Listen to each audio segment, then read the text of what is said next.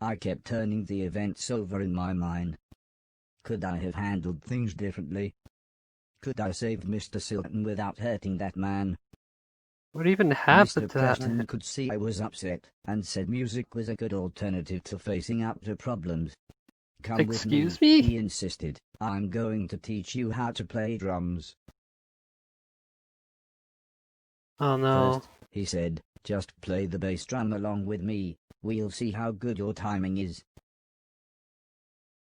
Play the beat.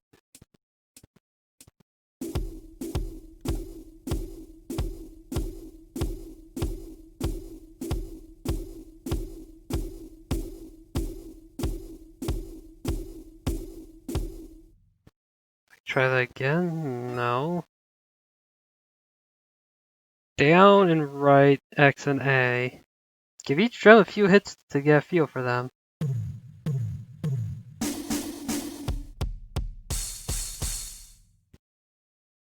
Okay, good. Now play the notes shown as they hit the dock, like this.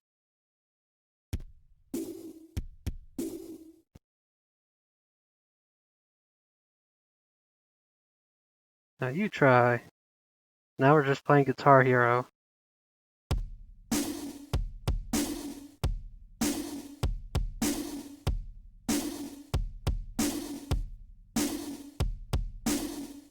I try that again?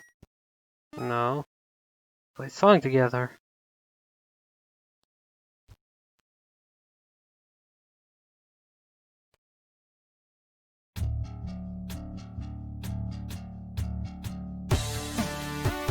I didn't even notice that purple, no.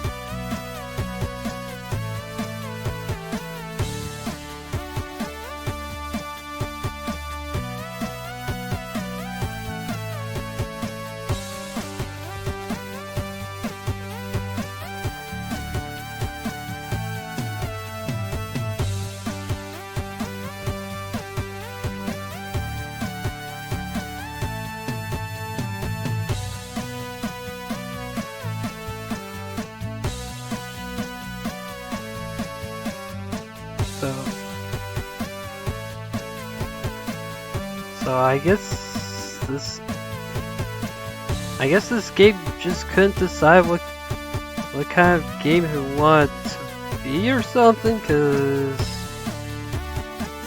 I've also done like Pong and I think something else, but it's not coming to mind right now. Guess it just wasn't that memorable.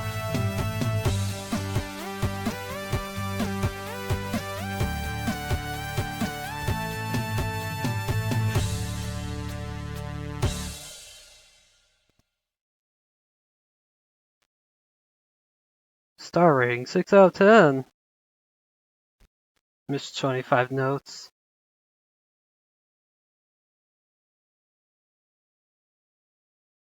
Okay. Should I try that again? No.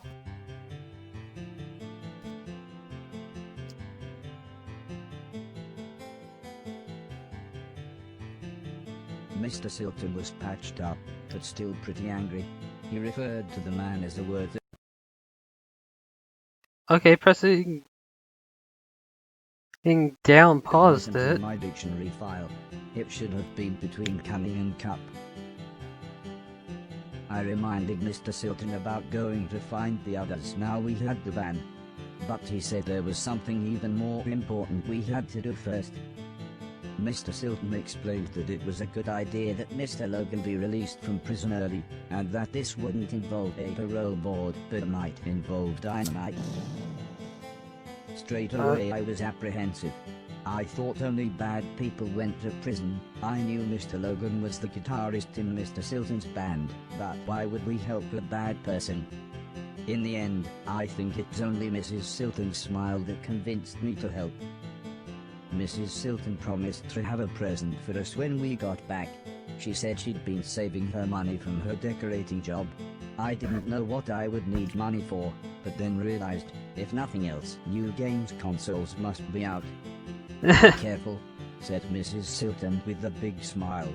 Don't rob any post offices, and don't get shot. Don't In the rob any dead of post night, it was offices. surprisingly easy to get close to the prison building. Mr. Silton said it was like the Death Star and had a weakness we could exploit. Although I seem to remember the robot getting shot when they did that in the film. But there was no time to worry as Mr. Silton pressed a walkie-talkie into my hand and said, "Good luck." A false friend in a shadow tend only while the sun shines. Benjamin Franklin. Chapter 6. Friends aren't always what they seem.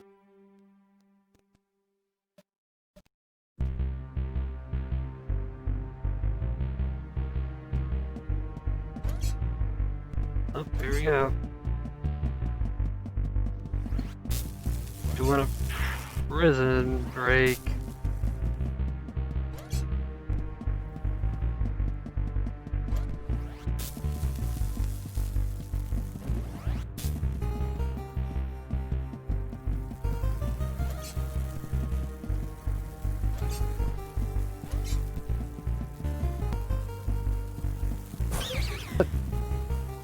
Oh, I didn't even notice this wall was there.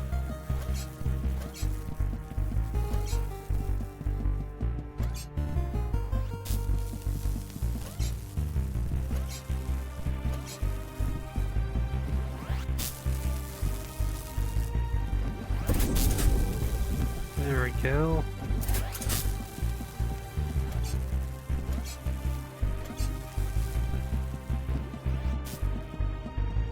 Now I can go this way.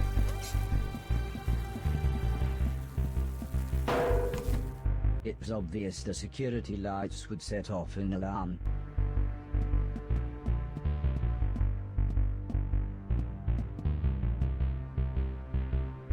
Okay, it looks like it's only the main line, not what's coming off of them.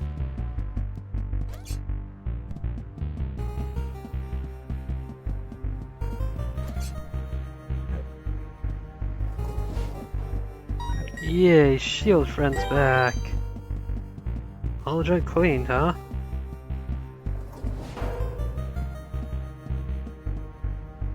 What the heck is that on the ceiling, though? I needed to find somewhere to hide, or the guards would kill me.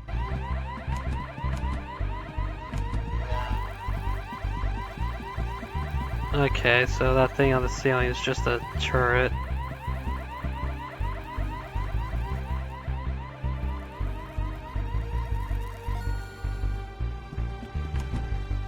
Okay.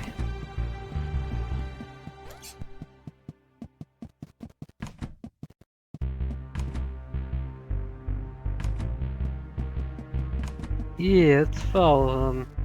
That's a smart idea.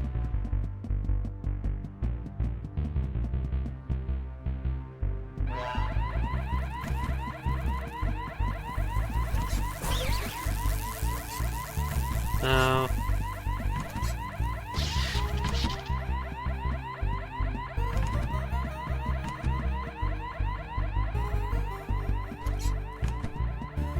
What are they even shooting at anymore?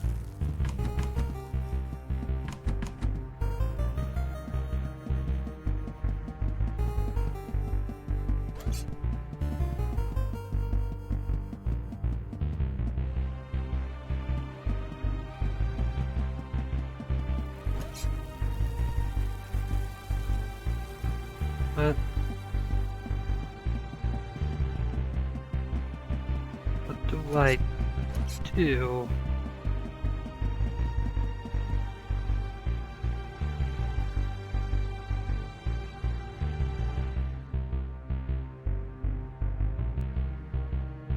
Did I take the wrong direction?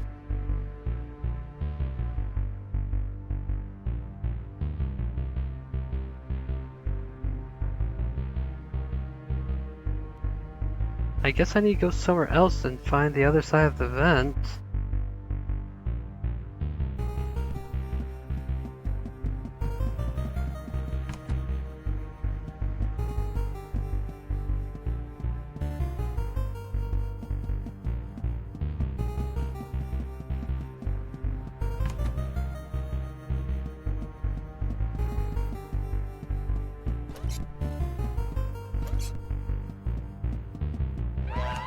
Oh.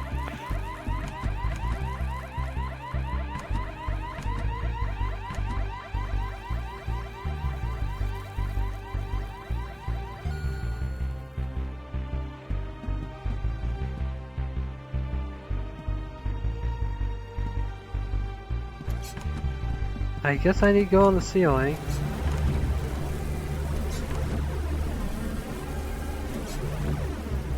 There we go. I'm guessing that locker's just a hiding spot.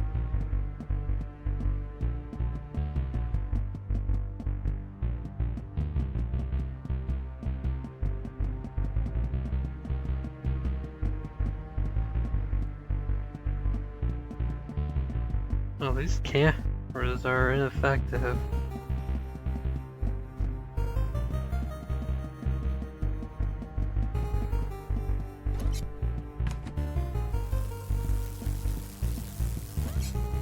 According to Mr. Sultan, this was the switch that would open the laser door to Mr. Logan's cell block.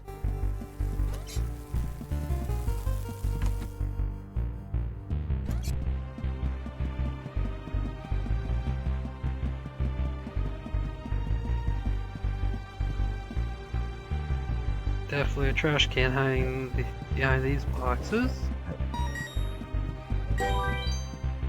All jug cleared. Yay!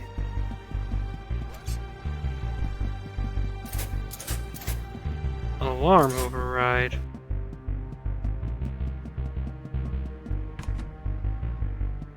Huh. So I guess if I got caught by the cameras in here, I could just hit that and be good.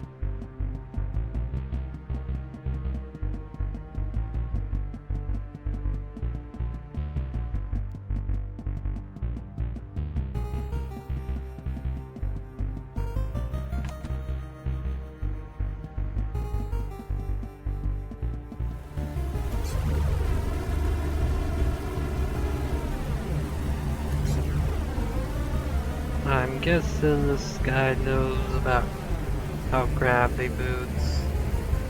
So he knows to check the ceiling, be like, hey, anybody up there?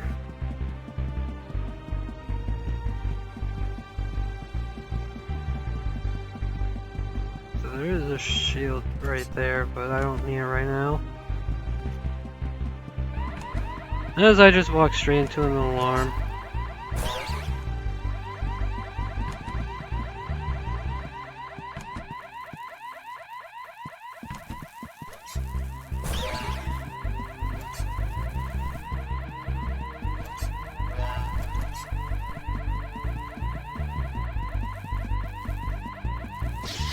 Yeah, there wasn't too much I could do with that situation. Let's just get straight on the ceiling.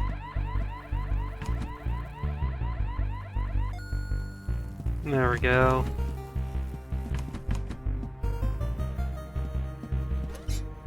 Nope.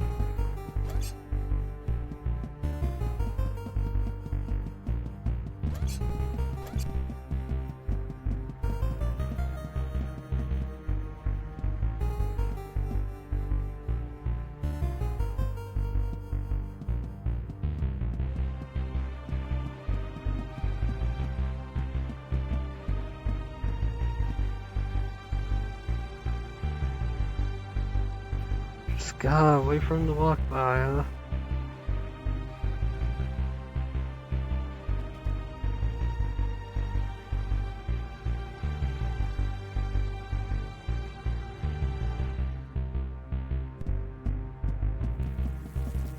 It's a good thing they can't hear me walking around.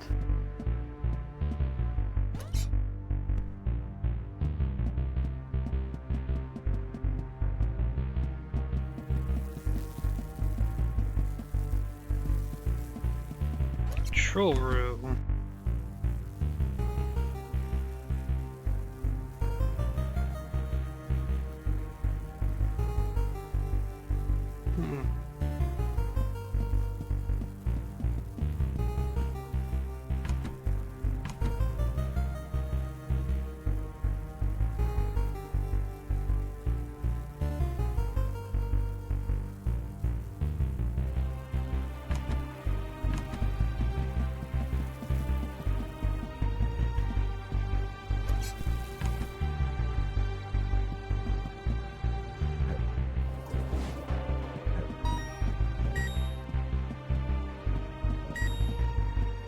There we go, camera's finally moving from that spot.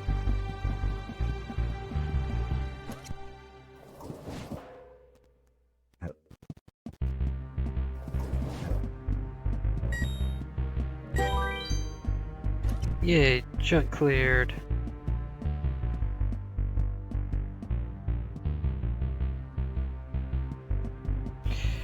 Yeah, fuck you, camera.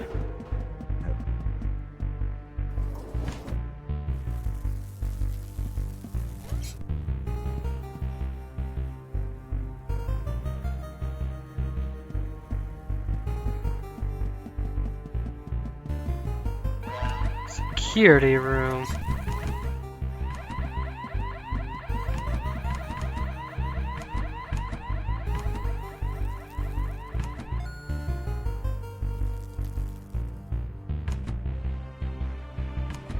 Alright.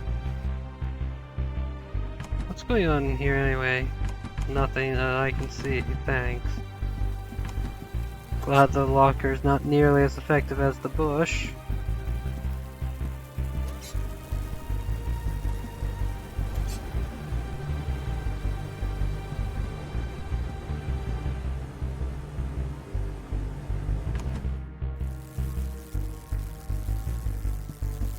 Mr. Silton seemed to think this would open the cell block door. Luckily, he was right.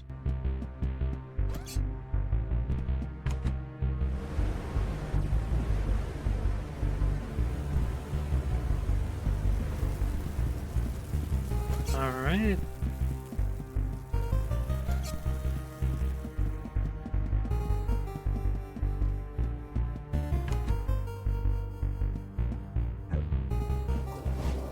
And there's an alarm override.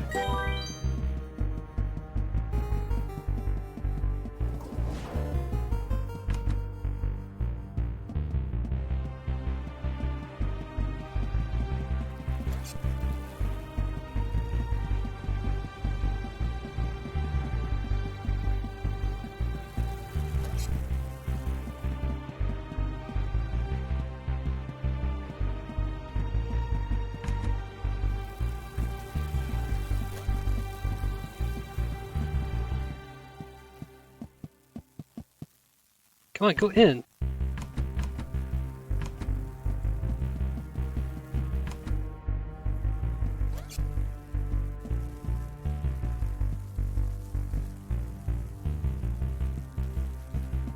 There we go.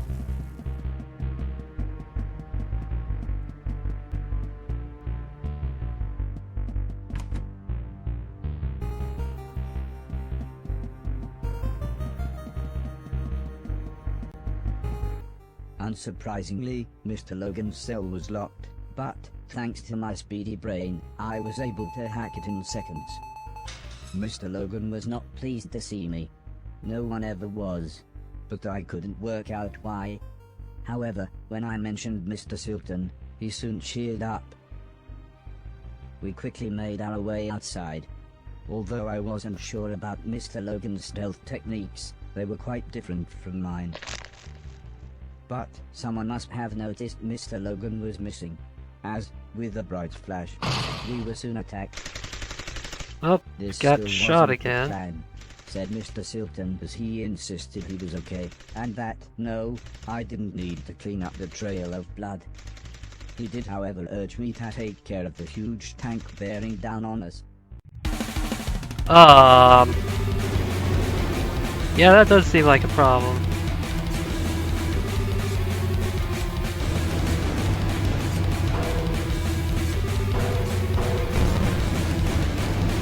Whee!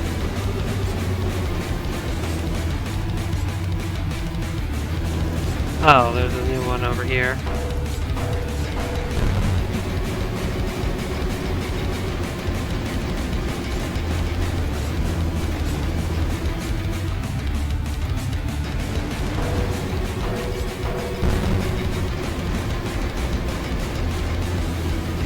Oh, guess we get back on the tank.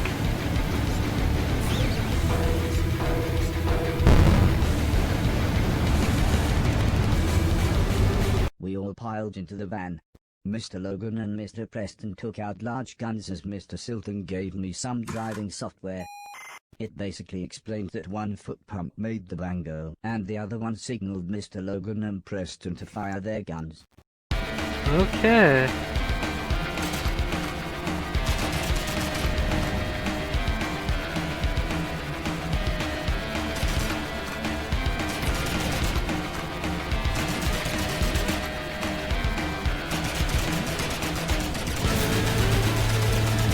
There we go. This is a sitcom.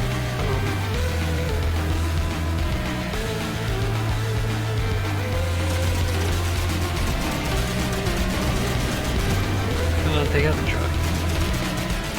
There we go. Maintain 15 miles.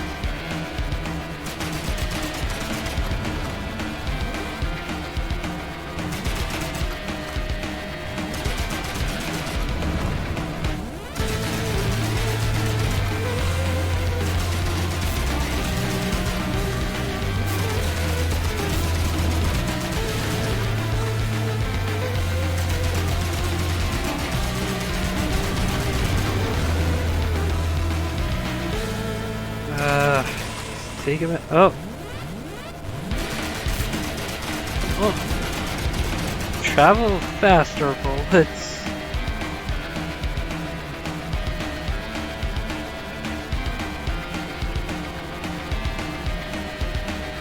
Welcome to Mayton. Military zone.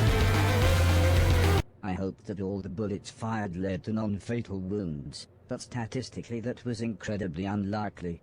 Strangely, I felt too excited and relieved to care. Mr. Silton winced as he clutched his bleeding shoulder and explained how you can't make an omelette without breaking a few eggs. I think broken eggs meant dead people. Sometimes, he said, you have to do whatever it takes to survive, even if that means killing. But not innocent people, said Mr. Logan as he stared straight ahead.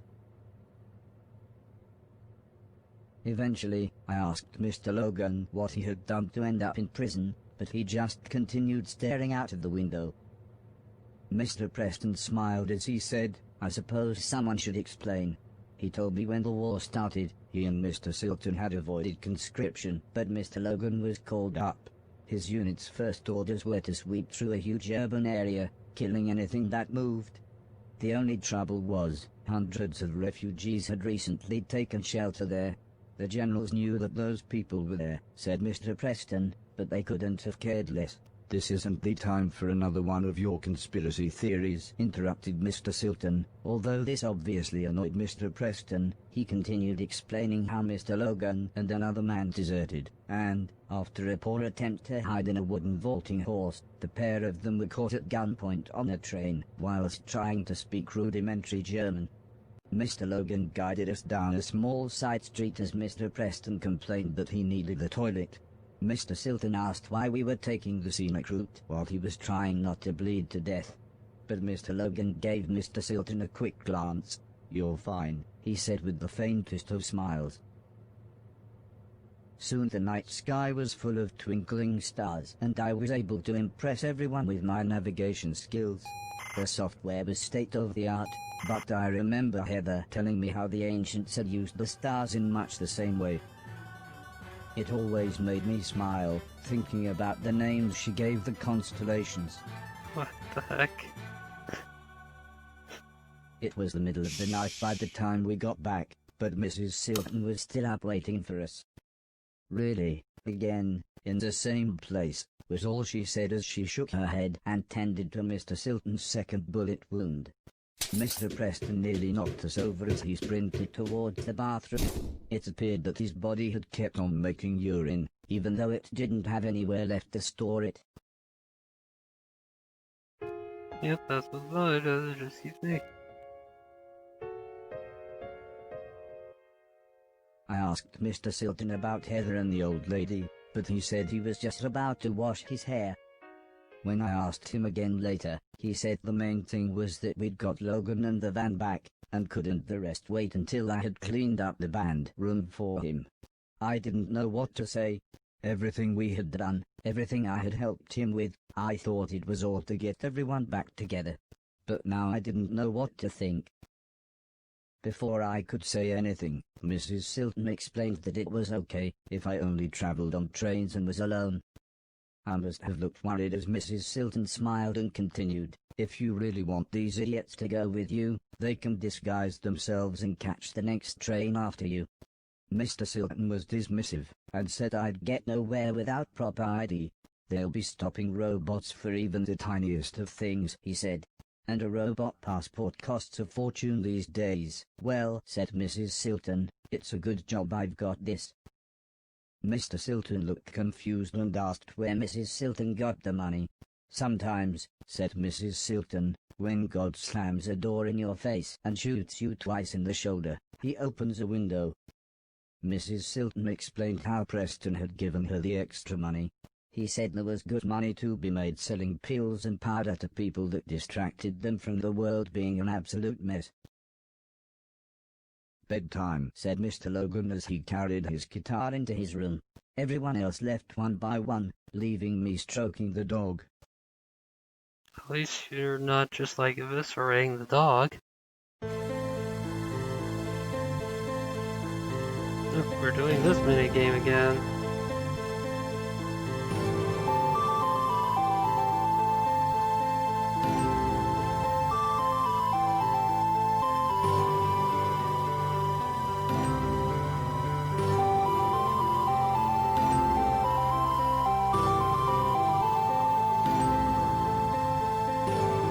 Oh, we seem to be speeding up, like even my left and right is going faster.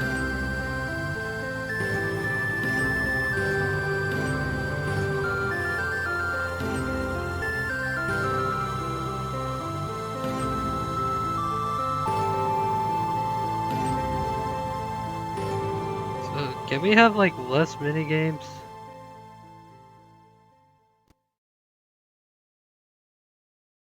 I awoke to the sound of Mrs. Silton making herself some breakfast. It felt very early, but I suppose it was just that we had gotten so late. Mrs. Silton gulped down her coffee, and with a reassuring smile she said, "Let's do this."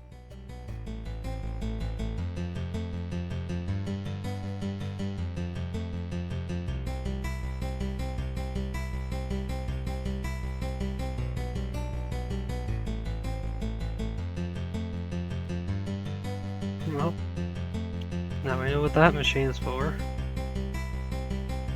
Need robot passport. The pedestrian tunnel was far longer than I expected, but it was nice. It gave me a chance to chat with Mrs. Silton. Register all robots. Rogue robots cost lives. So why is there like a live action Mario but with an L on his hat?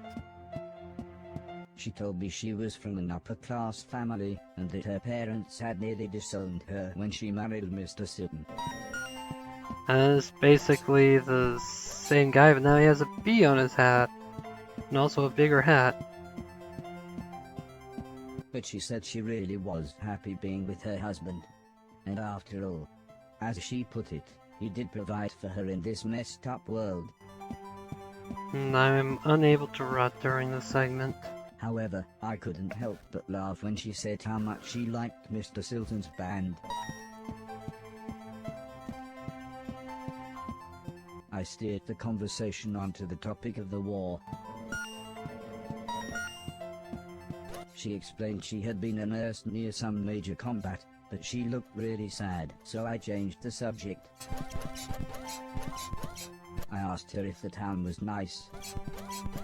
Mrs. Silton smiled, and described it as a wretched hive of scum and villainy. Yeah, all junk cleared.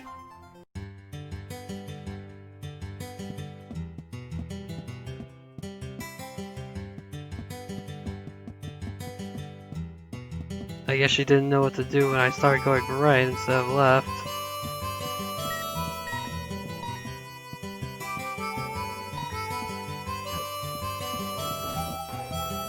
give me goodies to pick up.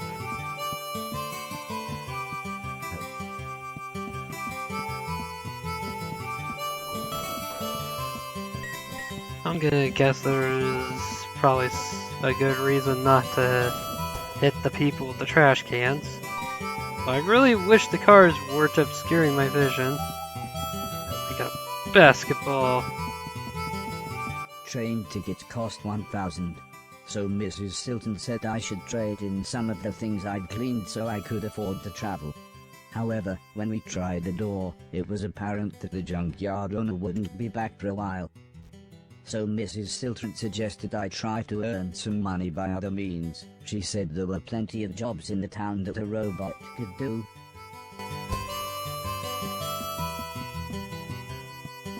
Oh, we can serve tea. The largest of the old ladies explained the job to me. I would be drying plates. She explained that old people couldn't afford to retire anymore, so she and her friends had to take menial jobs. All of the old ladies would be throwing plates at me as quickly as they could. I just had to catch and dry them. Why would you throw them at me?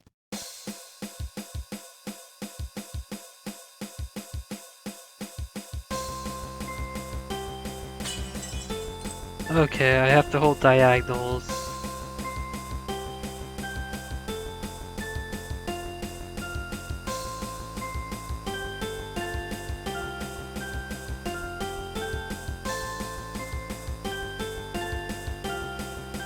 At least this isn't like my previous laptop where I wasn't allowed to do up left.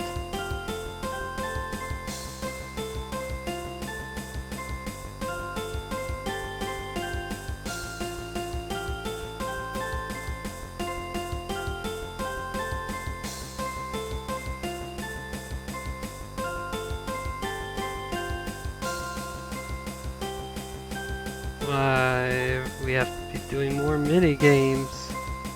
Remember when this was a platformer that looked like it was going to be a Metroidvania?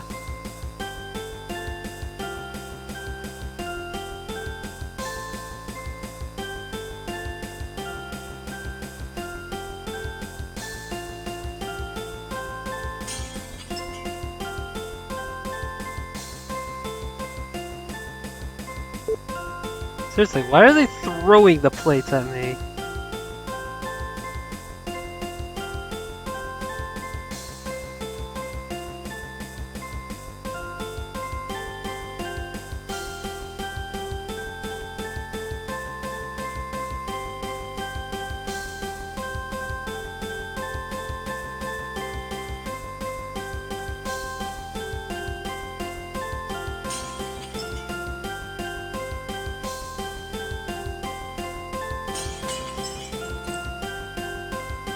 Seriously, this is entirely their fault these are getting broken.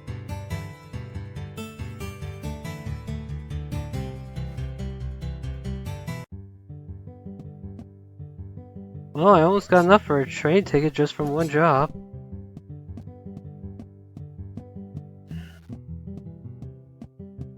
I don't really want to do that again.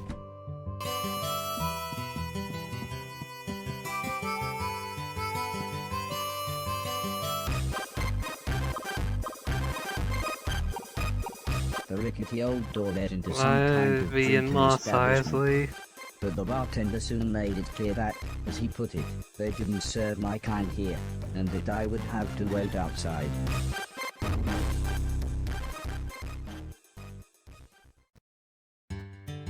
Great.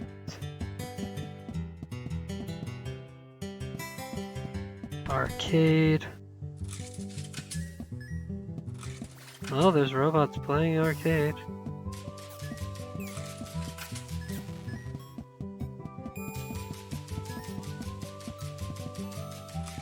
Apparently Ryu plays arcade as well.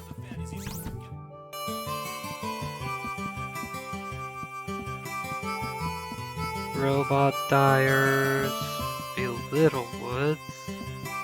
Ooh, stuff to pick up. I really wish this camera wasn't zooming out so far. I want to see that wand poster.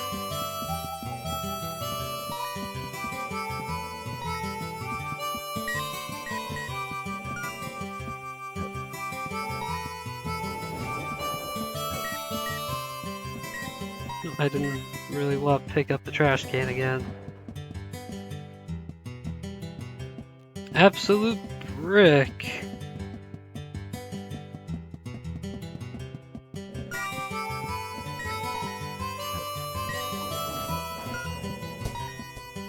There goes the basketball.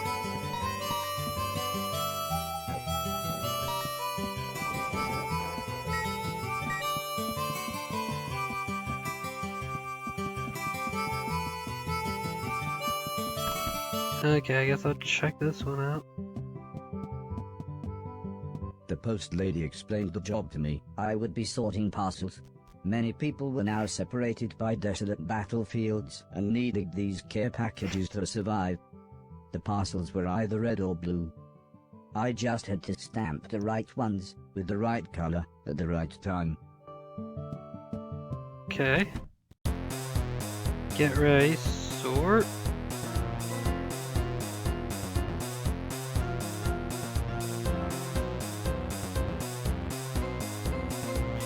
What?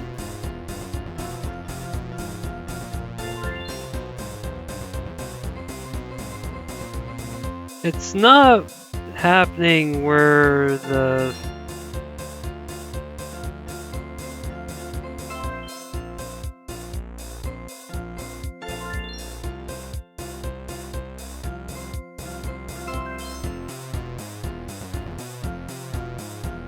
So yeah, it's not stamping where the animation is happening. That's what confused me.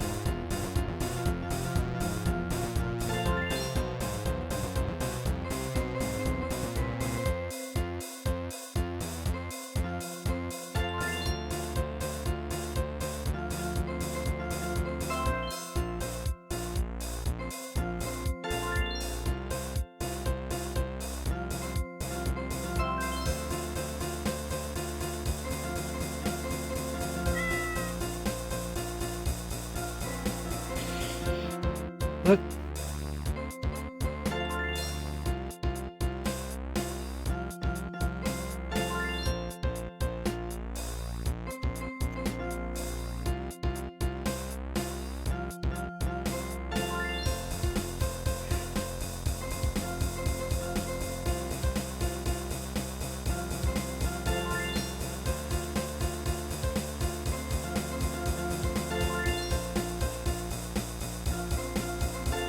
I really wish they would just give you like a box telling you to stamp when they're in this range.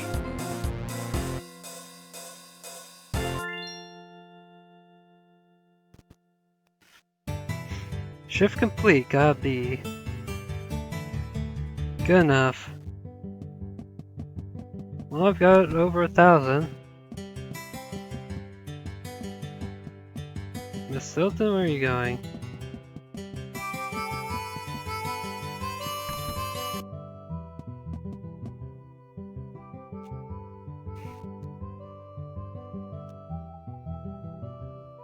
I don't want it.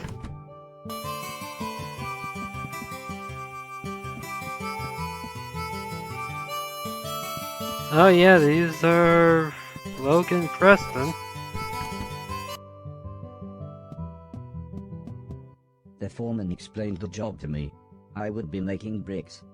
The world needed rebuilding and these bricks would more than help. He said I would be on the end of the production line and would be shaping the final part of the bricks.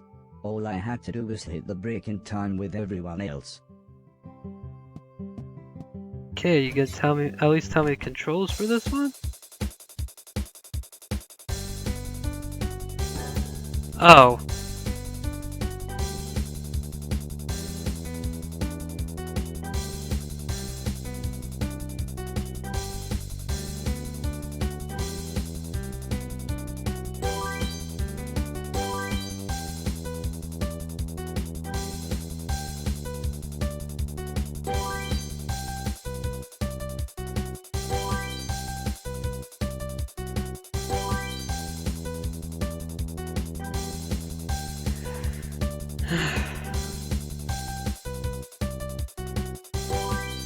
At least this one wakes.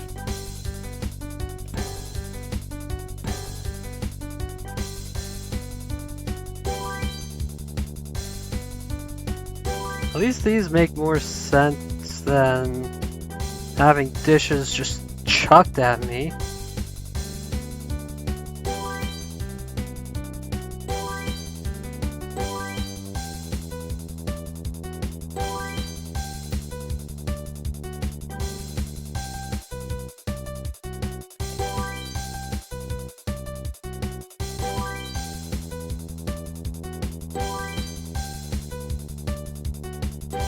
So yeah, there's definitely a musical element to all three of these jobs.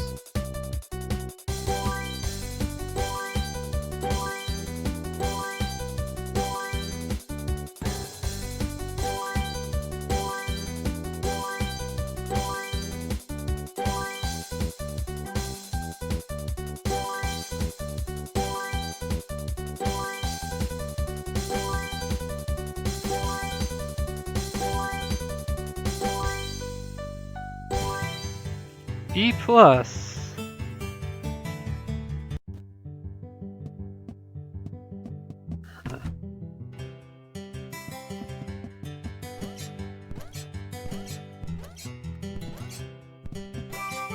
haven't checked out the Little Woods Suddenly, yet. as if by magic, the shopkeeper appeared. "Hello, sir," he said. "If there's something that catches your eye, just pick it up and bring it over to me."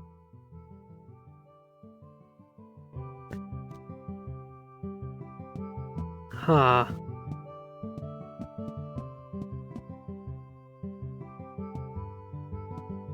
Shield, temporary power.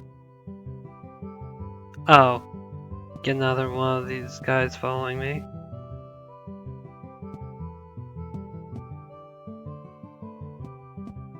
Or would that be the permanent upgrade? That would be neat if it's a permanent upgrade.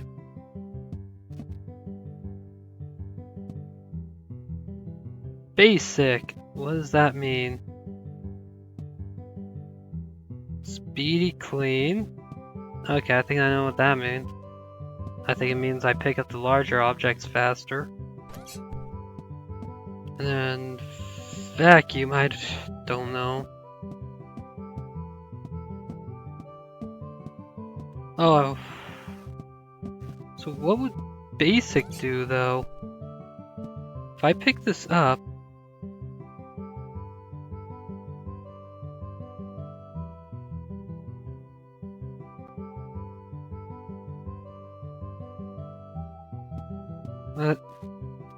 floppy disk, long forgotten computer operating system. That face depth is floating yellow second chance. So yeah, that's not a capacity upgrade, that's the consumable. Speed up the cleanup with this step-toe chip upgrade. Suck and jug that's just out of reach. A housewife's best friend. That's very powerful. I just don't know what floppy disk is. Wait, is it just more trash? Why would I pay 2,000 for a singular junk?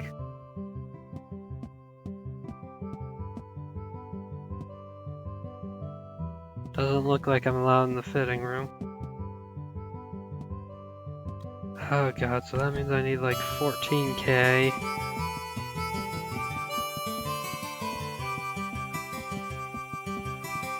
Can I talk to this person? Nope.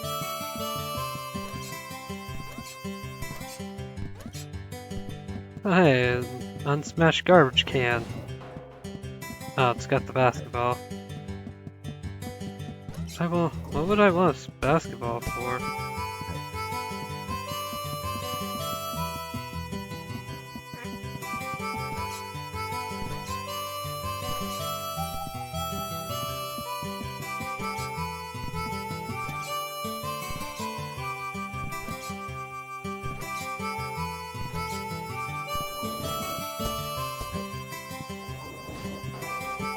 Yeah, there's just more basketballs that I can play with for some reason.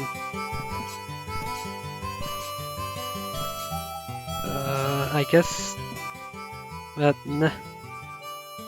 next time on Horace, I guess I'll be raising more money so I can buy some upgrades. Goodbye.